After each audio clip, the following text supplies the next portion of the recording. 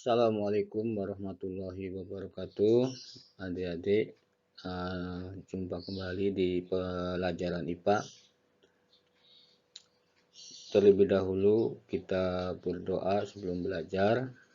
Bismillahirrahmanirrahim. Rabbi zidni ilman warzuqni fahman. Amin amin ya rabbal alamin. Materi kali ini Bapak akan menerangkan tentang pengertian pemisahan campuran.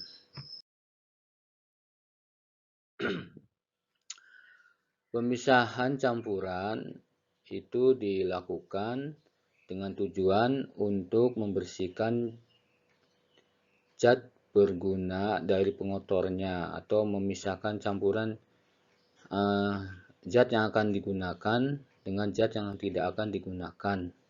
Misal sehari-hari yang dalam kehidupan kita sebuah perusahaan air minum akan memisahkan zat-zat pengotornya dengan air yang layak diminum. Jadi kan air yang sekarang kita konsumsi itu kan asalnya dari kali, kemudian yang masih berwarna dan belum layak dikonsumsi, maka supaya layak dikonsumsi atau diminum, maka harus dibersihkan, harus disaring. Maka proses penyaringan itulah yang disebut dengan pemisahan campuran.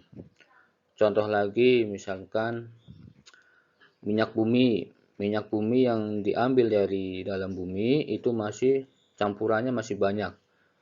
Maka minyak bumi itu diolah yang nantinya akhirnya nanti menjadi bensin, jadi solar, minyak tanah, dan sebagainya.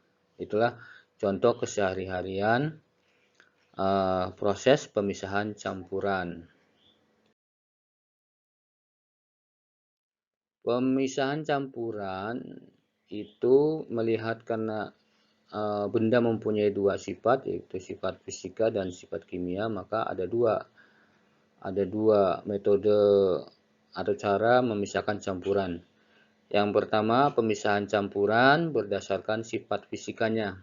Sifat fisika artinya sifat yang bisa dilihat oleh kasat mata kita. Apa saja itu sifat fisika? Yang pertama pengayakan. Ya, pengayakan ini pemisahan campuran berdasarkan ukuran partikelnya. Kalau partikelnya yang lihat pada gambar, ini Bapak sajikan sebuah gambar, sebuah materi tanah yang akan diayak, maka nanti yang lolos adalah partikel yang lebih lembut. Partikel yang lebih besar atau lebih kasar akan tersisa di atasnya. Itu proses pengayakan. Penyaringan, yang kedua adalah penyaringan. Penyaringan biasanya digunakan pada zat cair. Nah, ini untuk memisahkan juga partikel-partikel yang lebih lembut sehingga nanti hasil akhirnya akan didapatkan air yang lebih jernih atau zat cair yang akan diperlukan. Bapak perlihatkan gambar ini contoh penyaringan yang bisa kita lihat sehari-hari.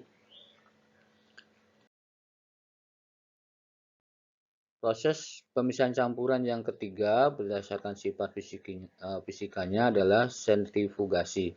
Sentrifugasi ini bendanya itu diputar dengan kecepatan tertentu sehingga nanti akan terpisah material yang lebih besar akan mengendap ke bawah, kemudian materi yang lembut akan tersisa di atasnya. Ini biasanya kalau di kedokteran digunakan untuk mengetes atau mengecek kondisi darah pasien. Ini biasanya menggunakan alat sentrifugasi. Proses pencampuran berdasarkan fisika yang keempat itu kristalisasi. Nah, kristalisasi ini memisahkan zat pelarutnya dengan yang terlarut itu. Nah, contoh kesehariannya seperti pada gambar ini adalah proses pemisahan air laut dengan garam. Itu air laut diuapkan, kemudian nanti Setelah air lautnya uap itu cairannya akan pekat. Setelah proses pendinginan maka akan berbentuk kristal. Yang kita bisa lihat adalah berbentuk garam. Itu proses kristalisasi.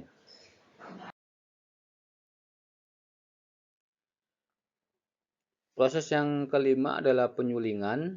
Penyulingan ini adalah metode cara memisahkan zat partikel sesuai dengan titik didihnya. Karena setiap zat itu mempunyai titik didih yang berbeda. Misal contoh kesehariannya adalah cara memisahkan bensin dengan minyak tanah. Karena bensin mempunyai titik yang lebih rendah daripada minyak tanah, maka bensin akan lebih cepat menguap. Dan ketika menguap, kemudian didinginkan, lalu ditampung, maka akan terpisah. Yang tertinggal menjadi minyak tanah, yang menguap itu menjadi bensin.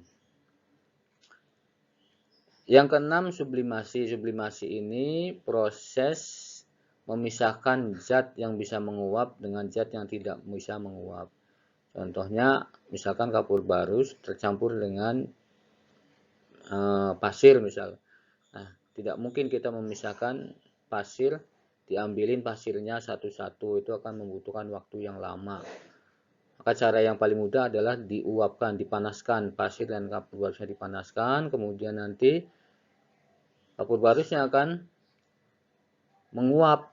Nah, menguap kemudian didinginkan, lalu dia menjadi kristal, menjadi kapur barus lagi. Nah, itu akan lebih gampang diambilnya. Nah, setelah menjadi kristal kapur barus kembali.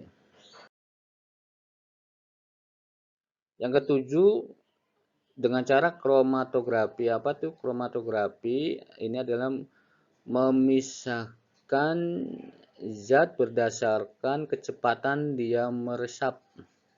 Kecepatan meresapnya.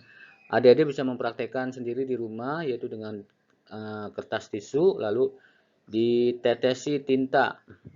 Maka nanti setelah dicelupkan ke air, maka air itu akan merambat ke tisu, nanti dengan sendirinya akan memisahkan warna-warna itu. Warna itu nanti akan terpisahkan. Misalkan warna hitam itu terbentuk dari warna apa saja, di tisu akan terlihat. Nah, itu namanya kromatografi.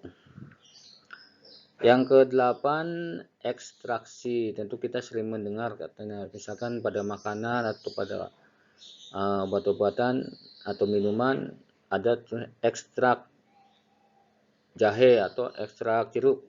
Nah, ini memisahkan saripati atau saripatinya suatu zat. Misalkan jeruk akan diambil saripati jeruknya itu dengan cara ekstraksi namanya. Nah, ini pada alat yang Bapak tampilkan bisa Adik lihat pada di swallow. Ini alat ekstraksi. Misalkan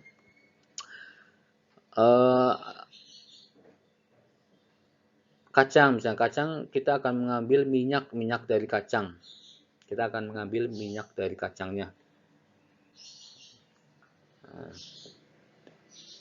Nah, cara pengambilan minyak dari kacang itu dengan menggunakan alat namanya ekstraksi namanya ya.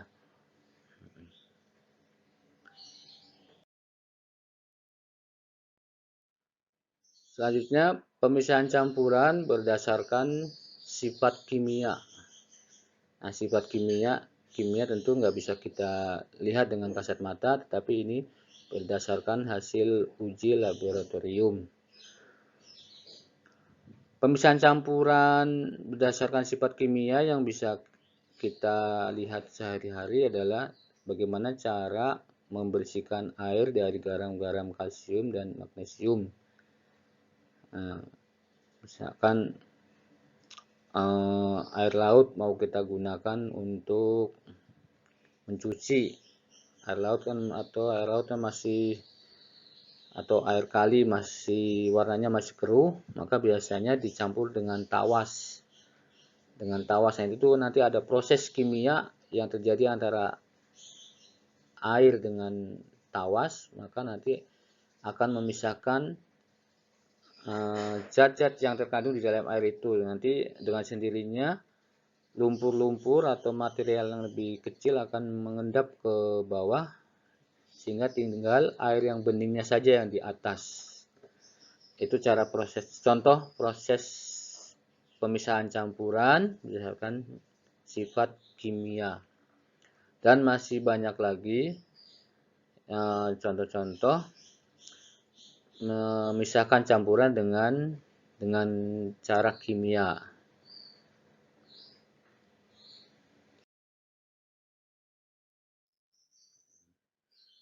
Baik adik-adik, itulah penjelasan secara yang singkat. Mudah-mudahan adik-adik bisa memahami proses pemisahan campuran berdasarkan sifat fisika dan kimia. Selamat belajar. Assalamualaikum warahmatullahi wabarakatuh.